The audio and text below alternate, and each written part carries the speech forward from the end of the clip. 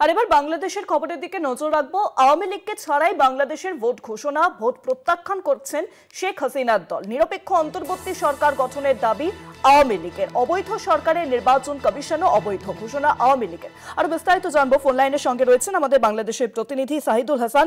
সাহিদুল, আওয়ামী লীগ স্পষ্টত বলছে যে যেভাবে আওয়ামী লীগকে ছাড়াই ভোট ঘোষণা হয়েছে অবৈধ সরকারের, অবৈধ নির্বাচন কমিশন। ধন্যবাদ। দেখো, বাংলাদেশে গতকাল প্রধান নির্বাচন কমিশনার একটি জাতীয় নির্বাচনের দিনক্ষণ ঘোষণা করেছেন, যেটিকে তফসিল বলা হয়ে থাকে সাধারণত।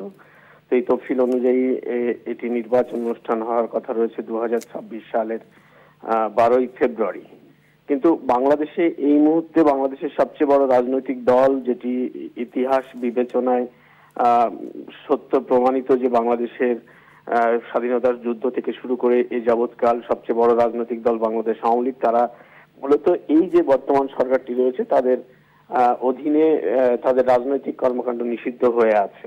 তো স্বাভাবিক কারণেই তারা নির্বাচনে অংশগ্রহণ করার সুযোগ পাবে না, এমনটি অবস্থায় আসলে বাংলাদেশের এই জাতীয় নির্বাচনের তফসিল ঘোষণা করা হয়েছে। এবং এই তফসিল ঘোষণার অল্প কিছুক্ষণের মধ্যেই বাংলাদেশ আওয়ামী লীগের পক্ষ থেকে এই নির্বাচনকে প্রত্যাখ্যান করা হয়েছে, এই তফসিলকে প্রত্যাখ্যান করা হয়েছে। তারা দাবি করেছে যে বাংলাদেশের যে সরকারটি বর্তমানে রয়েছে এই সরকারটি একটি পক্ষপাতমূলক সরকার।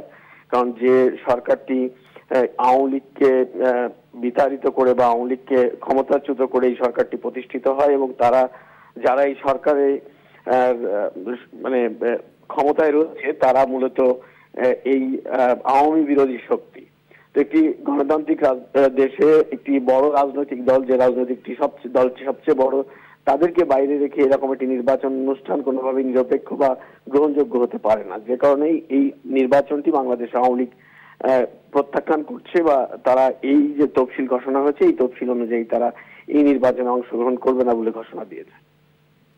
অনেক ধন্যবাদ সাহিদুল। ফোন লাইনের সঙ্গে ছিলেন ঢাকার প্রতিনিধি সাহিদুল হাসান।